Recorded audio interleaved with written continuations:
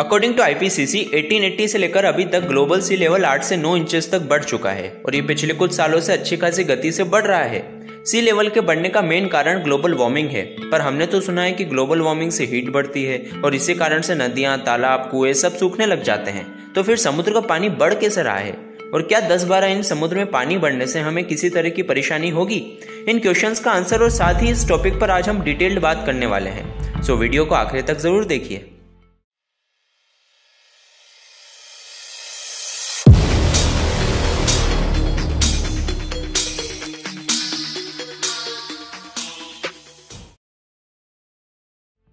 तो पहले हम बात कर लेते हैं कि सी लेवल बढ़ता क्यों है। तो सी लेवल के बढ़ने के मेनली 2 कारण हैं। फर्स्ट, ग्लेशियर से आइस शीट्स का मेल्ट होना। आपको बता दें कि अर्थ पर अवेलेबल फ्रेश वाटर का 69% पार्ट ग्लेशियर से आइस शीट्स के फॉर्म में जमा है। तो आप इमेजिन कर सकते हैं कि कितने क्वांटिटी पानी को ग्लेशियर्स ने होल्ड करके रखा हुआ है। पर ग्लोबल वार्मिंग बढ़ने की वजह से ये धीरे धीरे मेल्ट हो रहे हैं और सारा पानी समुद्र में मिल रहा है।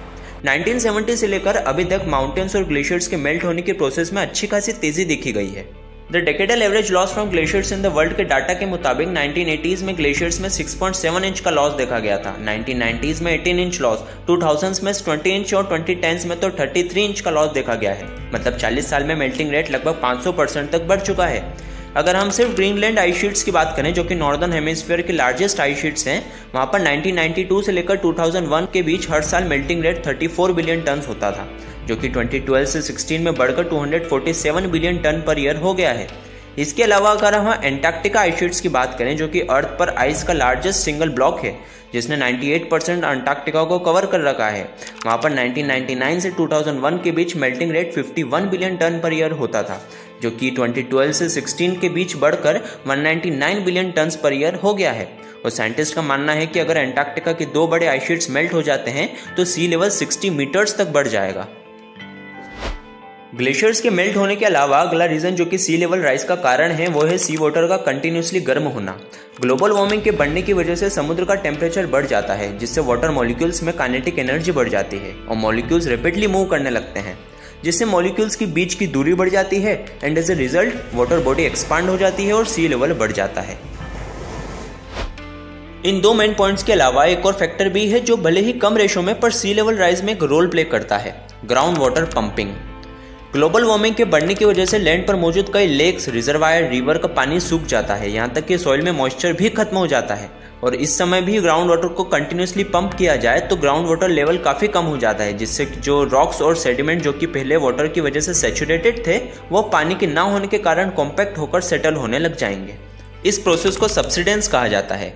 तो सब्सिडेंस होने की वजह से लैंड धंसने लग जाता है, जिससे लोकल लैंड एलिवेशन कम हो जाता है और कोस्टलाइन के एलिवेशन कम होने से सी वाटर जमीन की तरफ आने लगता है। तो भले ही सी वाटर का वॉल्यूम नहीं बढ़ा हो, पर क्योंकि सी वाटर जमीन की तरफ बढ़ने लग जाता है तो इस तरह से सी लेवल राइज होता हमें दिखाई देता है। और वैसे ये भी उतने ही डिजास्टरिंग इफेक्ट्स का कारण बन सकता है। अब बात करते हैं इससे होने वाले कुछ डिजास्टरिंग इफेक्ट्स के बारे में। सी लेवल राइज का सबसे ज्यादा इफेक्ट कोस्टल एरियाज में देखा जाता है और वर्ल्ड की 10 सबसे बड़ी सिटीज में से 8 कोस्टलाइन के पास ही हैं। मतलब एक अच्छी खासी पॉपुलेशन कोस्टलाइन के पास रहती है। सी लेवल के राइज होने से वहां बसे सिटीज के इंफ्रास्ट्रक्चर को बहुत बड़ा नुकसान हो सकता है, जो कि रीजनल इंडस्ट्रीज और लोकल जॉब्स को बहुत इंपैक्ट कर देगी, जैसे कि roads, bridges, subways, water supplies, oil and gas wells, power plants, sewage treatment plants, landfills, ऐसे कई सारे इंफ्रास्ट्रक्चर बहुत नेगेटिवली इंपैक्ट हो सकते हैं, जिससे लोकल पॉपुलेशन को कई सारी तकलीफों का सामना करना पड़ सकता है। सी लेवल के बढ़ने से हाई टाइड फ्लडिंग भी पिछले 50 साल में 300 से 900% तक बढ़ चुकी है, जिससे समुद्र का खारा पानी हमारे फ्रेश वाटर रिजर्व्स में मिल सकता है, जिससे वो पानी हमारे डेली यूज में किसी काम नहीं आ पाएगा। सी लेवल फ्लक्चुएशन वेदर डिस्टर्बेंस का कारण भी बन सकता है, क्योंकि ग्लोबल वार्मिंग के बढ़ने से ग्लेशियर्स मेल्ट हो रहे हैं और मेल्ट होकर वो पानी समुद्र में मिल रहा है, जिससे ओशन करंट डिस्टर्ब हो रहा है। ओशन करंट ओशन वाटर के कंटिन्यूसली फ्लो को कहा जाता है, जो कि wind, temperature, earth's rotation, tides और ग्रेविटी की वजह से क्रिएट होती है।